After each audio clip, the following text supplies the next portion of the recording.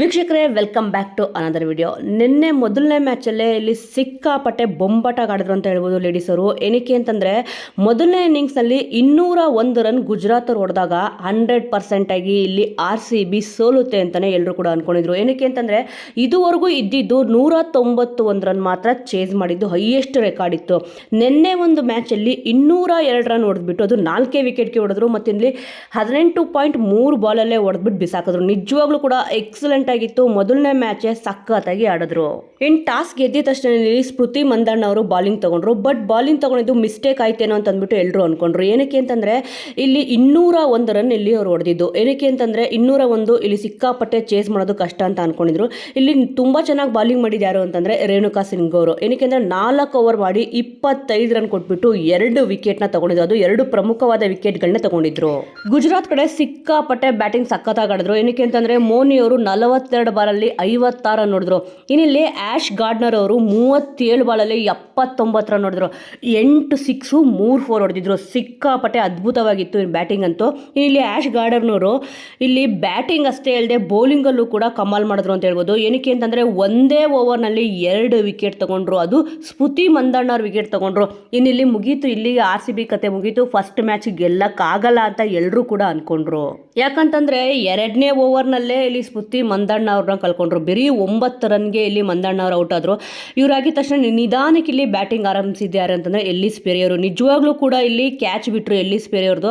ಅವಾಗ ಇಲ್ಲಿ ಸಖತ್ತಾಗಿ ಆಟ ಆಡ್ಕೊಂಡು ಬಂದ್ರು. ಇನ್ನಿಲ್ಲಿ ಅವರು 57 ರನ್ ಹೊಡೆದ್ರು 34 ಬಾಲಲ್ಲಿ. ಇದಾಗಿದ ತಕ್ಷಣ ಎಲ್ಲಿಸ್ ಪೆರಿಯರ್ ಕೂಡ ಔಟ್ ಆದ್ರು. ಔಟ್ ಆಗಿದ ತಕ್ಷಣನೇ ಮುಗೀತಪ್ಪ, ಇನ್ನು RCB ಕತೆ ಮುಗೀತು ಅಂತ ಅನ್ಕೊಂಡಿದ ತಕ್ಷಣನೇ ಇಲ್ಲಿ ರಿಚಾ ಘೋಷ್ ಅವರು ಡಕ್ ಔಟ್ ಆಗಬೇಕಿತ್ತು.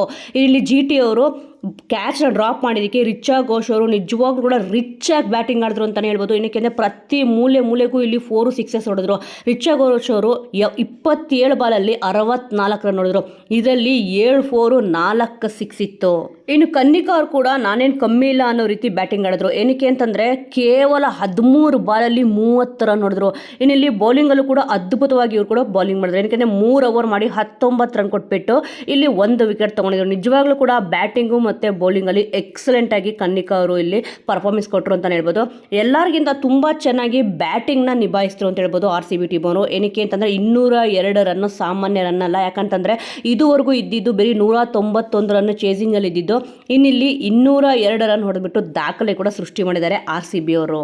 ಇಲ್ಲಿ ಎಲ್ರಿಗಿಂತ ಬ್ಯಾಟಿಂಗ್ನ ತುಂಬಾ ಚೆನ್ನಾಗಿ ಆಡಿದ್ದು ಅಂತಂದ್ರೆ ಇಲ್ಲಿ ರಿಚಾ ಘೋಷ್ ಅವರು ರಿಚ್ ಆಗಿತ್ತು ಅವ್ರ ಬ್ಯಾಟಿಂಗ್ ಅಂತ ಹೇಳ್ಬೋದು. ಅದರಲ್ಲೂ ಕೂಡ ಒಂದೇ ಓವರ್ನಲ್ಲಿ ಆಶ್ ಗಾರ್ಡನ್ ಅವ್ರಿಗೆ 23 ರನ್ ಹೊಡೆದ್ರು. ಇದು ಸಾಮಾನ್ಯ ಮಾತೇ ಅಲ್ಲ. ಏನಕ್ಕೆ ಅಂತಂದ್ರೆ ಬೆಸ್ಟ್ ಬೌಲರ್ಗೆ ಈ ರೀತಿ ಒಂದೇ ಓವರ್ನಲ್ಲಿ 23 ರನ್ ಹೊಡೆಯೋದು ಸಾಮಾನ್ಯದ ಮಾತೇ ಅಲ್ಲ. ಸೊ ವೀಕ್ಷಕರೇ, ಈಗ ಮೊದಲನೇ ಮ್ಯಾಚ್ RCB ದಾಖಲೆ ಆಟ ಆಡಿದೆ. ಏನಕ್ಕೆ ಚೇಸಿಂಗ್ ಅಲ್ಲಿ ದಾಖಲೆ ಕೂಡ ಮಾಡಿದ್ದಾರೆ. ಇನ್ನಿಲ್ಲಿ ಸಖತ್ತಾಗಿ ಪರ್ಫಾರ್ಮೆನ್ಸ್ ಕೂಡ ನೀಡಿದ್ದಾರೆ. ಬ್ಯಾಟಿಂಗ್ ಆಗಲಿ ಸ್ವಲ್ಪ ಬೌಲಿಂಗ್ ಅಲ್ಲಿ ಒಂಚೂರು ಇಂಪ್ರೂವ್ ಮಾಡ್ಕೊಂಡ್ರೆ ಚೆನ್ನಾಗಿರುತ್ತೆ. ಸೊ ವೀಕ್ಷಕರೇ, ನೀವೇನಾದರೂ ನಿನ್ನೆ ಮ್ಯಾಚ್ ನೋಡಿದ್ರೆ ಯಾರು ಬ್ಯಾಟಿಂಗ್ ತುಂಬಾ ನಿಮಗೆ ಇಷ್ಟ ಆಯಿತು? ಇಲ್ಲಿ GT ಕಡೆಯಿಂದ ಬ್ಯಾಟಿಂಗ್ ಇಷ್ಟ ಆಯ್ತಾ? ಇಲ್ಲಿ RCB ಕಡೆಯಿಂದ ಬ್ಯಾಟಿಂಗ್ ಇಷ್ಟ ಆಯ್ತಾ? ಯಾಕಂದ್ರೆ GT ಅವರು ಕೂಡ ಬ್ಯಾಟಿಂಗ್ ಚೆನ್ನಾಗಿ ಮಾಡಿದ್ರು, RCB ಅವರು ಕೂಡ ಇಲ್ಲಿ ಬ್ಯಾಟಿಂಗ್ ಚೆನ್ನಾಗಿ ಮಾಡಿದ್ರು. ಬ್ಯಾಟಿಂಗ್ ಚೆನ್ನಾಗಿ ಮಾಡಿದಕ್ಕೆ ನಿನ್ನೆ ಗೆದ್ದಿರೋದು. ಸೊ ವೀಕ್ಷಕರೇ, ನಿನ್ನೆ ಒಂದು ಮ್ಯಾಚ್ ಬಗ್ಗೆ ನಿಮಗೆ ಏನು ಅನ್ಸುತ್ತೆ? ಇನ್ನು ಮುಂದಿನ ಮ್ಯಾಚ್ ಅಲ್ಲಿ ಇಲ್ಲಿ RCB ಕಡೆಯಿಂದ ಏನು ಚೇಂಜಸ್ ಆದರೆ ಚೆನ್ನಾಗಿರುತ್ತೆ ಅಂತ ಅಂದ್ಬಿಟ್ಟು ನಿಮಗೆ ಅನ್ಸುತ್ತೆ ಅನ್ನೋದನ್ನ ಮಿಸ್ ಮಾಡದೆ ಕಮೆಂಟ್ ಮೂಲಕ ತಿಳಿಸಿ. ಮುಂದಿನ ವಿಡಿಯೋದೊಂದಿಗೆ ಮತ್ತೆ ಸಿಗೋಣ. ಜೈ ಹಿಂದ್, ಜೈ ಕರ್ನಾಟಕ.